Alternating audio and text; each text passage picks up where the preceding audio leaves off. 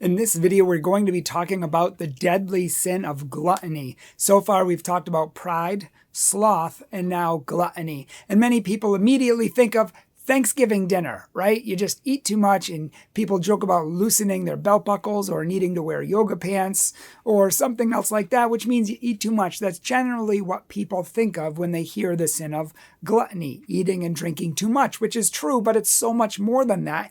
And I like to say that gluttony is more than that because it's a gateway sin. It's like a gateway drug. It's like a gateway sin that leads to more sins, bigger sins. And in fact, these more serious sins can even lead to mortal sin. So this is a very dangerous sin in the fact that it leads to other sins, big sins, that can really harm or even destroy our relationship with God.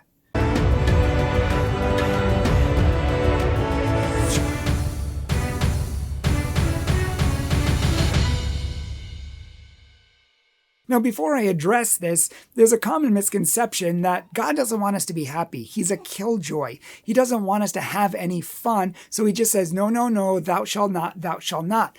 But really, the opposite is true. Jesus says, I came that they might have joy and have it more abundantly. So Jesus came to give us joy. He wants us to be joyful, but he also wants us to be holy. The problem is, we don't know what brings joy. We shoot for and reach for things that give us a fleeting happiness at the expense of a longer-term misery or consequences that are going to hurt us. So one might think of the example of like candy. If you give kids candy, they say, yeah, I want candy. But what happens? They think it's a good thing. And it is. Candy's good. And they eat it. And they're happy. But what happens? They pig out on it, and all of a sudden they eat too much and their stomach hurts. So they have a short-term joy and a long-term misery. You know, their stomach hurts for quite a while and it's going to take a long time to digest, and they learn that they can't pig out on candy. So what seems like a harmless little thing, just eating candy, but doing it too much and overindulging gives negative consequences which actually hurt us. How many of us have just wanted to sit around and watch a little TV just to relax and rekindle our strength so we can get back and have energy to do what we need to do? But we don't just watch a little TV. We binge watch TV, and we watch more than we should, and we don't really feel like getting up, and so we just keep watching and watching. We overindulge in entertainment, and then what happens?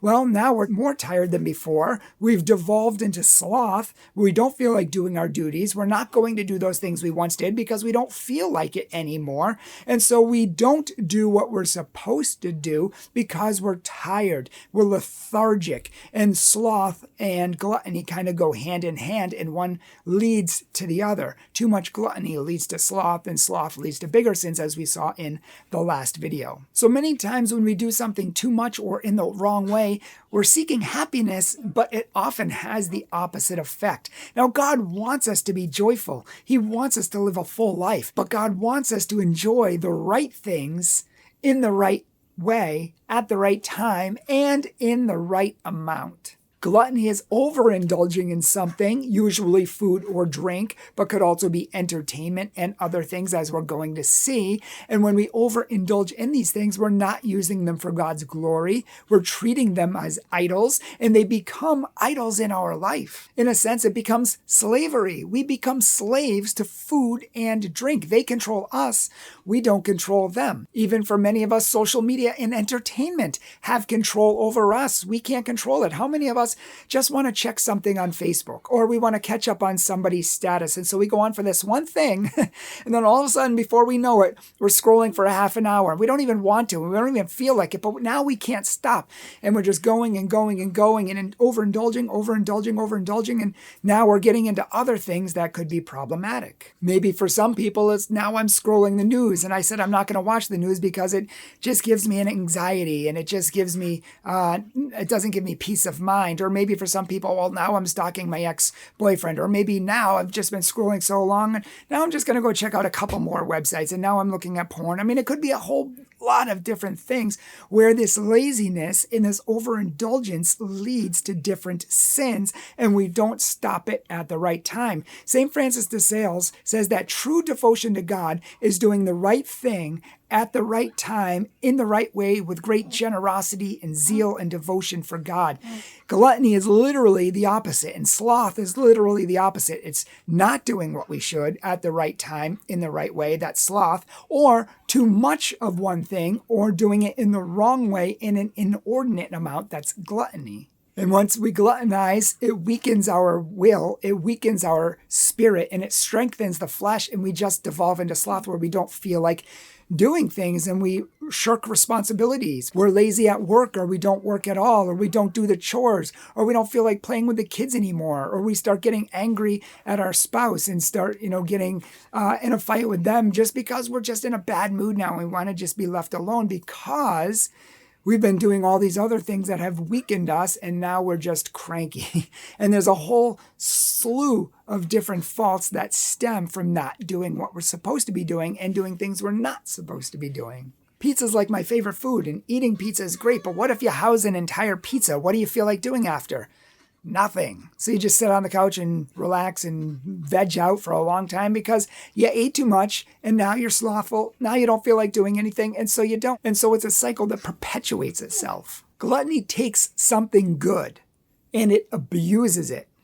It takes something good and it uses it in the wrong way, in a way that we become slaves to that thing. Gluttony and greed are very closely tied to detachment, which we'll talk about a little later. But when we are detached, we love God for his sake, and we do everything on this earth out of love for him. But with gluttony, we do things out of love for us and out of laziness and just overindulging because we don't know how to control ourselves or live a temperate and moderate life. The Bible says in Galatians chapter 5 that the flesh and the Spirit war against each other. We were born again of the Spirit. We were supposed to be thinking of heavenly things, praying and searching out God and thinking of the things of heaven. But all too often we are of the flesh, of our passions, down here, thinking of worldly things, thinking of things to fill our passion, lusts and pride and greed and envy and all these things that don't bring us to God and actually destroy the Spirit of God in us. Again, it's a slavery, but the flesh and the Spirit war against each other. And in fact, Jesus said that the Spirit is willing, but the flesh is weak. It's the Spirit that strengthens us, that helps us to do what's right and helps us to do the things of God and the things that are holy. It's the flesh that weakens us, that makes us slaves. It keeps us from doing what's right, and it really makes us slack off and really walk the opposite direction of what we're supposed to be doing and toward the things of God. This comes from the Bible, Galatians chapter 5, 17 to 22. And it says the flesh wars against the Spirit, and the Spirit against the flesh. And these are contrary to one another, so that you do not do the things that you wish. But if you are led by the Spirit, you are not under the law. And the works of the flesh are evident. They are adultery, fornication, uncleanliness, lewdness, idolatry, sorcery, contentiousness, jealousy, outbursts of wrath and anger, selfish ambitions, dissensions, heresy, envy, murders, drunkenness, revelries, and the like, of which I have told you beforehand, and I tell you again now, that those who practice these things will not enter the kingdom of heaven. Whereas the fruit of the Spirit is love, joy, peace, long-suffering, kindness, goodness, faithfulness, gentleness, self-control. Against these things there are no law. And those who are Christ's have crucified their flesh with the passions and desires, unquote. So the Bible is so clear that these war against us. They attack us. They're like pestilences, like those little insects that eat away at plants. Well, these things eat away at our souls, and they take us away from God. And it says people who live for Jesus and live for the Spirit don't entertain the flesh, and they don't live in the flesh, meaning we don't practice adultery and licentiousness and lusts and fornication and drunkenness and many of these other things, envy, dissension, wrath. The more in the Spirit we are, the more close to Christ we are, the less we're going to be these things. And the more we are in the flesh, the more angry we're going to be, the more impatient, the more lustful, the more prideful, the more we're going to seek out the goods of this world and not care for the goods of heaven, and so on and so on. And this is what gluttony does. It weakens our wills. It destroys our desire to do good and to seek God, and it makes us lazy, and it devolves us into sloth. And it overuses things, or it uses them in the wrong way. So the more we overindulge something or use it in the wrong way and not for the glory of God, it starts to become an idol in our life, and it weakens our flesh. Notice, these things aren't bad. They're not bad. They're good things used in excess or too much or in the wrong way, and not for the glory of God and not in moderation, which is the corresponding virtue. Another aspect of this is not just doing what we should, but doing it at the right time and in the right moment and in the right way. Now, another aspect of this, gluttony, taking too much, and one of the biggest, probably the most serious aspect of this, are serious sins like drunkenness. Drunkenness is a mortal sin, and in fact, it's so serious that the Catechism of the Catholic Church and the Church itself lists it under commandment number 5, which is murder. Every time we get drunk, we murder, in a sense, ourselves, which is why if you heard Paul in the Bible in Galatians chapter 5, it says drunkards, or those who are drunk, will not enter the kingdom of heaven. And it puts them on par with idolaters and fornicators. Drunkenness, so many people just get drunk, but it's a serious sin because it kills us, and we take far too much alcohol for ourselves to the point where we are not ourselves anymore. We lose our capability, our rationality many times, and we become someone different. Think about someone you know who's drunk. Maybe they start yelling, or they get really, really loud, or maybe they get really quiet, which is unusual for them, and they just, hide out in a corner. They don't talk to anyone, or they look for fights, or they just start getting argumentative, or, look at people when they're drunk. They're not the same person, and sometimes you don't even want to be around them. And in fact, I know a man who was so nice, and he would give you the shirt off his back. He would give you anything, the nicest guy. But when he drank, he would become like this huge bear, and he would steal cars, and he would hurt people, and he's in prison for life for doing stupid things when he was drunk because he was not himself. And he ended up dying in prison, in fact, and all because of the consequences of his actions of drinking too much. And when we drink too much, there are infinite amount of consequences that harm other people around us. That's why in 1 Corinthians 6:9, again, in another place, Paul says that homosexuals, idolaters, drunkards, fornicators will not enter the kingdom of heaven. So this is a serious sin, and gluttony is leading people straight to hell through it. How many people die in a drunken stupor? How many people die when they don't have a chance to get to confession or repent, and they're doing these big sins and then they just die? Literally, gluttony is leading people to hell in many different ways. That's why it's called a deadly sin. And it has so many other effects. It literally takes away our God-given reason and ability to make good critical thinking decisions. It's important to have that, and we throw that away. And even other certain things like smoking weed, that impairs that as well.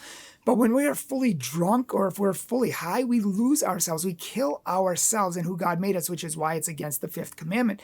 And we sin against others too. It unleashes a whole multitude of sins. People often swear more and curse more. They often fight more and really just pick fights. Especially when we're trying to go home from the bar and someone says, "I'll drive," and they try to fight the person who's trying to take their keys and save their life because they're not in control of themselves. It often leads to sexual sins, even sexual abuse sometimes. It leads to domestic violence. It leads to making a fool out of yourself, disgracing yourself, taking away your good name. I mean, the way you act drunk and the way you act in person normally are two different things oftentimes. And many times we embarrass ourselves and disgrace ourselves when we're drunk, which is below our dignity as a person. Likewise, if someone coaxes you to get drunk, if someone keeps getting you to drink, come on, drink, you got to drink, it's your birthday, it's your 21st birthday, or so you're getting married or whatever, if they coax you into that, then they are guilty of the same sins because they are leading you to that and they share a responsibility in that. So these are all very serious sins that we have to be aware of. Now, some people might say, yeah, but I don't eat too much or I don't drink too much. I'm good with that, so I don't commit gluttony. But they don't realize that there are other ways to commit this sin as well, such as really being overly finicky and picky. Like you won't eat anything unless it's prepared in a certain way. You won't eat anything that's beneath you. You have such a high standard and a high spoiled, rotten nature that you won't, if something even is like slightly mal-prepared at a restaurant, oh, you return the whole thing and I want it redone right now. And that's the way we are. And that is actually the sin of gluttony, they tell us as well. Now, if you want to work on this vice, this deadly sin, you need to work on the corresponding virtue, which is temperance or moderation. Doing things in moderation, not overindulging in things, which is a huge sin of our generation. We just love to overindulge in technology, in social media, in our work, in food, and so many other things. We overindulge in these things, and it only hurts us and leads to many more sins. The minute we love something for its own sake, it becomes sinful and it's gluttony. The minute we overabuse something, the same thing. See, Paul said, I do everything I do for the glory of God. Whether I live or die, everything I do is for him and out of love for him. And that is the attitude that we must have in life. Many times we love things and we kind of love God on the side. Well, we really got to love God above all things and use all things for his glory, to serving him or others in some way. Now, moderation, temperance, similar to sloth when we talked about that. We said do one or two things every single day that you don't feel like doing, because if you're lazy and you don't do what you should, this is going to help motivate you, give you discipline, and help you do what you need to do in order to be virtuous and be holy. So likewise with gluttony, you want to do one or two things a day, or maybe a few things a week to help purify yourself of gluttony. So if you overindulge in social media or food or work or whatever it is, you need to dial it back the opposite direction and have little fasts in your life. So maybe it might be disciplining yourself and not letting yourself be comfortable. That's what gluttony is. It's like over comforting ourselves. It's over warming the flesh. And we need to purify the flesh to bring about the spirit again. So maybe it's showering a few times a week in cold water, taking cold showers. Maybe it's giving up your favorite condiment or your favorite drink once a day or even 3 times a week. Maybe it's fasting on bread and water twice a week.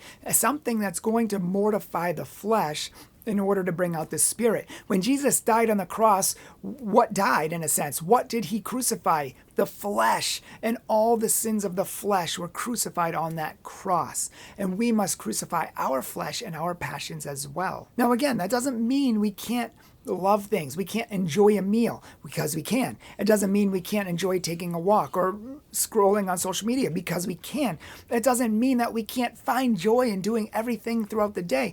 The problem is when we overuse it or do it in the wrong way, where it starts to hurt ourselves as not joyful anymore. It leads us away from God and not to God. God, again, wants us to be happy and use things in the right way at the right time in the right amount.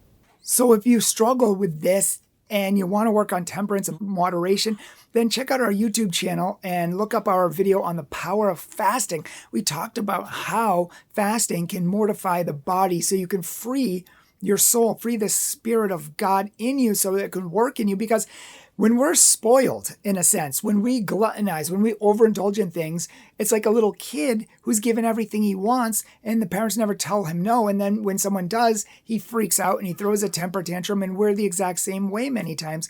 And so we need to mortify that little kid in us, and we do that through fasting. So let's just say that you give up bread and water for a day. 1,000 times a day, your body's going to be like, I'm hungry. Well, too bad. You're going to have to wait till lunch. Yeah, but I'm hungry. I haven't eaten in hours. Well, too bad, but my belly's growling, too bad, too bad, too bad, too bad, too bad, too bad, 100 times a day. And then after lunch until dinner. If you do that often, you are going to be telling your body, listen, you're not in charge anymore. You have to wait. I'm in charge. My mind, my will, my intellect, my strength. I'm in charge and I can wait. Yes, I'm hungry, but I'm going to wait. But I'm hungry. No, I'm going to wait. And the more you can say no, no, no, no, and beat down that spoiled little kid in us, the more disciplined and the more spiritual we're going to be. And then when we come into situations of sin, we're going to have strength to resist then. I know I probably shouldn't do this with that girl. I know I shouldn't do this at that party, but I really want to. No. But I want to. Everyone else, no. And we're going to have the discipline to say no if we mortify ourselves and are used to being in the habit of saying no and not just overindulging our passions. Literally, the road to hell is the road of comfort. Jesus said the road to heaven is hard. It's difficult to travel. It's narrow. Very few people find it. Whereas the road to hell, he said, it's wide. It's paved. It goes downhill. It's easy to travel and everyone takes it because you don't have to do anything. It's easy. So he said that is the road to destruction. So the road to heaven is one where we need to do something, and that is purifying our flesh and coming closer to God. Lastly, some people have things come out like they eat when they're bored. Well, I'm bored, so I'm just going to eat. Gluttony. Oh, well, I'm just going to have a drink because I can't socialize with someone. Well, gluttony, you're using them in a way that they're not meant to be used for. Anytime we have this false comfort, we need to comfort our bodies. We need to comfort ourselves in a wrong way. It's not from God. Well, I'm just depressed and this is how I deal with it. So I'm just going to keep binge eating, or I'm going to go shopping and buy things, or I'm going to go on an extra vacation even though I don't have the money to. And anytime we overindulge in all of these things, we are going to pay probably immediately in some way, but it's going to have ripple effects into other areas of our life. It's probably going to hurt other people, and it's also going to hurt ourselves. I know one person who came to play a game with us and he said it has to be quick. And it really wasn't quick. He said, oh, well, I'm already late for work and I probably shouldn't be here anyways, but now that I'm late, I'm not going to go. I'll just, whatever, they can wait for me. So not only did he make the wrong decision to come when he didn't have time to, he stayed even though he needed to leave at that time, but he said, oh, I'm just going to wait a few minutes. I'm just going to wait a few minutes. And then it was too late. And now people at work are going to suffer. He's going to probably get in trouble. And all of these effects because he didn't do what he should at the right time, in the right way, and at the right moment. This is what we need to do. This is true devotion to God. And it brings freedom. It brings joy. It brings goodness. It brings happiness. And it brings holiness. It is the path to heaven. So moderation, giving up things, little fasts every day, maybe giving up social media 3 times a week, or maybe allowing yourself to only look at social media for 20 minutes a day. If that's your vice, if you're used to doing it for hours, maybe just 20 minutes a day and hold to that.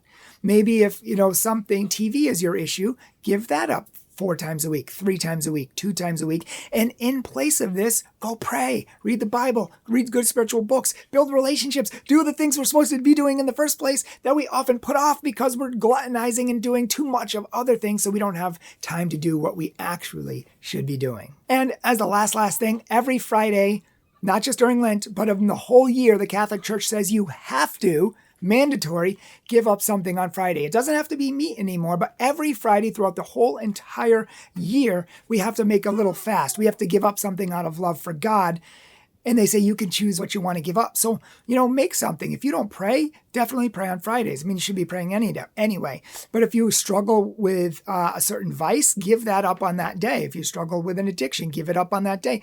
Mortify yourself on Fridays. More days if you need to, if you really struggle with it, but at least on Fridays, give up your favorite food, or give up a little snack, or give up your favorite condiment, maybe give up coffee for the day, whatever it is, give up something and do it out of love for Jesus. He gave everything up out of love for you on the cross. Can you give up something out of love for him? Thank you so much for watching today. We really appreciate it. Please like and share this video. Sloth, pride, gluttony are destroying our culture, not to mention lust and greed and wrath and all of these other sins that are dragging people to hell. Please share this on your social media with others. And check out our new website, catholictruth.org. If you need a speaker, we'd be happy to come give you a parish mission, a Lenten, Advent mission, confirmation retreat. We'll speak to youth group, whatever you need. We will come to your parish or group and serve you. Also, check out our merchandise below. And if you would like to support us on PayPal or Patreon, we don't exist without your charity, so please consider supporting this ministry, and we thank you in advance. God bless you.